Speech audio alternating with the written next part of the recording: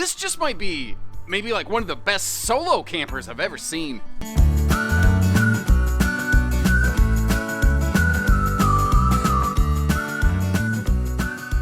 Morning, hello, welcome everybody. Well, morning when I'm recording this. Josh the RV Nerd up here in around Grand Rapids, Michigan, taking a look at some updates on the 20 FPS. We're looking at a Flagstaff E-Pro today, but exactly the same as a Rockwood Geo Pro, and I'll probably call it a Rockwood a bunch of times from here, because that's what I'm used to saying, neither here nor there. What does this thing offer you? Well, most of the Geo Pros have an east-west kind of corner bed, unless it's a Murphy bed, and there's a lot of people who don't like Murphy beds. This one right here gives us a front walk-around bed, a sofa slide, great entertainment angles, surprisingly good kitchen for no bigger than the camper is, albeit a small compact kitchen, and a very nice bathroom given the size of the RV, and it does all of that at a maximum of 4,400 pounds. So if you've got a good tow package SUV, like a 5,500 pound or above tow package SUV, you've got a tow package mid-size pickup, this is going to be an awesome little runaround tower and goer. The tires make the whole thing sit up a little higher. It does have holding tank heaters, factory standard TPMS, and double ASDL, bigger fan, just all kinds of fan in the bathroom, by the way, all kinds of really, really awesome features on this. It's got a couple hiccups and hangups. Like, I don't think they've fixed the bathroom door for road mode yet, but we're gonna find out when we go through this video, and it's more of a full-size bed than a queen. And if you appreciate knowing little facts like that, make sure you hit that subscribe button, like our video, and leave us some comments as we go, letting us know what you like and what you don't, even if it's just to say, hey, thanks for shooting me straight, nerd. Now, kicking us off inside here, I'm basically sitting dead in the middle of the sofa, giving you what I like to call the driver's seat, the point of view of this one. And one of the qualities that is less obvious when you first, cast your gaze upon this camper is the fact that the window coverage and your visibility is fantastic in here. You can see clearly off both sides and the front of the RV, so about 270 degree, field of vision, basically without even getting off your butt. And anything I can check out without having to put on pants, well, that makes me a happy nerd. Anyway, what are the more interesting qualities on this one? Well, first of all, the entertainment center in this is a 12-volt television, and that pivots around. We'll get to see that in just a little bit here if you hang out with me. Up in the right-hand corner there, that's the solar charge controller, letting you know how much lightning's still in those batteries and how much you're dispersing or recharging. The little black switch on the right-hand side of the screen, that is also a newer update that I'm very glad to see. And what that is basically is just a hard kill switch for the 12-volt refrigerator that we have in this. So when it's in storage, it doesn't accidentally eat your batteries because you forgot to turn it off or whatever. Now, that bigger 22-inch oven, first of all, an oven in a little camper like this is exceptionally rare. Secondly, a larger 22-inch oven at the 16-inch Easy Bake is pretty much unheard of, but that is Rockwood doing Rockwood things right there. And it is also now standard.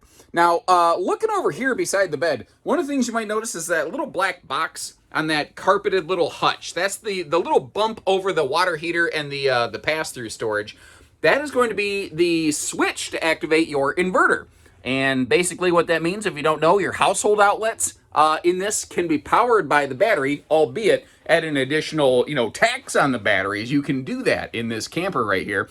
These come with a factory standard 1,000 watt inverter, and there is an option for their bigger solar package available in this as well. Did you notice that those USB plugs on either side of the bedside stands are now one USB-A, which is the normal rectangular one, and then a USB-C, which is the smaller racetrack-shaped oval type USB plug. So you're actually getting a little bit of both out there, which is kind of cool to see. And again, telling you the good with the bad, this is not a true queen-size bed. That is a little bit more of a full size. I believe that's a 54 by 74 bed. So that's kind of one of the things that makes me say this is an awesome solo camper. Now, if you're the type of couple who doesn't mind being really close at night to the tune of in the morning in a third world country, you might be married come sunshine time, well, this might work just fine for you. Now, flipping our way around, if you're sleeping on the camp side of the bed and you wake up in the morning, this is roughly what you might see here. Notice that big exaggerated vault on the ceiling. I'm not in fisheye lens mode here right now. The RV has 6'1" sidewalls, which is very short, but it has like a 5-inch vault. It's actually 2 laminated sections that each are 2.5 inches in vaulting that they seam together. So the roof is actually two pieces, but it has a single seamless exterior membrane on it. So that, you don't have to worry about extra maintenance on top of anything normal in RVs. Now, this thing lights up like a Christmas tree. Thankfully, if you're really trying to conserve power, you can still individually turn those lights on or off as you please. Now, working our way over here, it's a compact kitchen, and truly, it does lack counter space. You're going to see that this RV includes a little free-floating table that's currently hidden behind the sofa for traveling. That might be a way to kind of extend your countertop prep space. And since this RV has a slide, it's kind of out of the way a little bit as we're actually, I'm talking about it. Let me give you a little look at something like that here. Now, obviously, if you've done what I've done here, it is partially blocking the door. I'm not saying this is necessarily a perfect solution by any means. What I'm saying is, when you're in a small camper like this, you have to make do. You have to come up with creative solutions because it's not possible for a camper this size to have a 26-foot rear kitchen-sized countertop in this thing. So there are little ways you could work around it. And I'd be kind of curious, anybody who has something like this or just an idea, what's a couple of creative little solutions that maybe you've come up with to maximize your counter space? And while you're talking amongst yourselves, I'm going to take a look at all the storage here in the kitchen. Looking around this thing again, remember that is a 12-volt compressor fridge. That's a little bit smaller one, though. I think it's about 5.3 cubic foot. And the reasoning behind that is, one, it's a small camper, so they didn't want to destroy all the potential cabinet space. But two, a smaller refrigerator like that will naturally require less power. So if you are going to be off-grid, it's easier to keep this thing powered up for an extended time when you're off-grid camping, Now, looking around here, you saw how the TV can pivot around, so you can watch from the sofa or the bed, or you can split the difference if you both want to kind of lounge on a rainy day stuck inside the camper. Obviously, that sofa can fold down to a sleeper. Now, it is not a full-on, like, my adult-size sleeper. That's going to be like a big dog or little kid bed right here. But in the back of this thing, you've got yourself a surprisingly large bathroom. And just so you can see that it actually is storage, I thought I would crack that halfway open. Also, I like to pretend I'm a vampire and that my reflection doesn't exist when I'm in a camper, because I'd like you to focus more on the RV than me. Now, speaking of that, perfect timing, here's a picture of me on the toilet. Also, here's just a fantastic view of my current progression of male pattern baldness. By the way, fun little fact, male pattern baldness does not come from the father's side of the family. So I got that from my mom. You can check on that. You can Google that. That is a fact, Jack, right there. You see the little shower, kind of caddy right there for your body washes. And the sticker, in case you weren't aware, giving us the clue that this does have the Aquaview shower miser. And if you did know what that is, it's a little water saver system that's currently covered up by their own propaganda. There we go. I'll just throw that on the floor and pick that up later. But what that'll do is when you're boondocking, while you're waiting for your water to heat up to take your shower, you're not just wasting that down the gray tank. You can actually recycle that back into the fresh tank, which is kind of cool. But really best for boondocking. You don't really want to use it in parks because you accidentally flood your fresh tank if you're not paying attention. Looking at the headroom in the shower, or should I say the lack thereof. And kind of like the road mode that I do believe we're about to see in just a few minutes here, I hope you appreciate the fact that in my videos here, I'm willing to show you both what's great on an RV as well as what's not. I want you to get a fair idea of what you're getting here. Now, as I was sliding into the shower, you got a great view of that big XL vent fan right there. Now you're getting a great view of the shower beam. Let me get that out of the frame and let me give you a look at all the storage, because that is extra deep. Above that sink, that is a huge, huge chunk of storage right there. And to give you a better look at that, big time countertop space. That is a big, large stainless sink. You've got plenty of room over here, like if you need a hair dryer, just a big place to, put an electric shaver, electric toothbrush, whatever the case may be. That is fantastic counter space for a tiny camper like this. And something else you may have noticed, the whole RV is carpetless and no heating vents in the floor. They didn't fix it.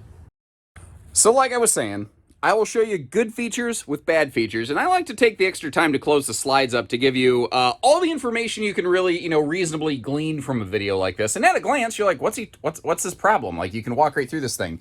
The trick is sometimes Rockstaff, they do so much that they get in their own way, because it's really cool. They added these little extra cup holder armrests onto the face of the slide out, but that is also essentially limiting you from getting road mode access in here. And I kind of want to dive into that a little bit more. Let's talk about maybe what you could do to work around this. Okay, so first thing, someone's gonna say, well, it's a narrow body camper. What if you just bump the slide open a little bit? It shouldn't like pop out of my parking spot. That's a Schwintek slide mechanism. You should only push the button until it's all the way out, stops, or all the way in, stops. You'll actually hear it go a couple times when you're done. It's going through a self-alignment, self-adjustment process. You really shouldn't pop those partially open or closed. A time or two here or there, not gonna break the bank, but theoretically you really shouldn't do that.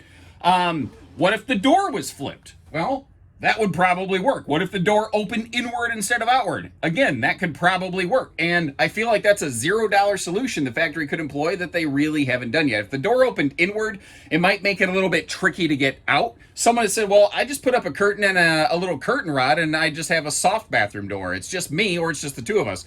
No sweat. If that works for you, that works for you. I know that's not going to work for everybody, but I just want to run through a couple ideas there, give you some extra information. And if there's another concept I haven't really considered here, please chime in, leave me a comment, or just say, hey, thanks. That was helpful.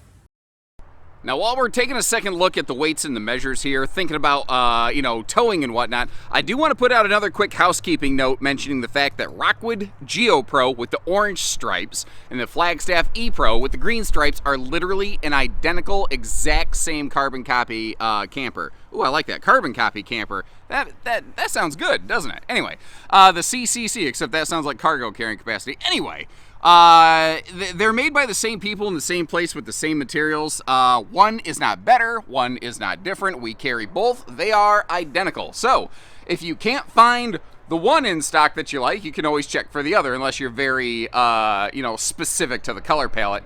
Now, a couple little details here, because these are not the least expensive single axle little camper.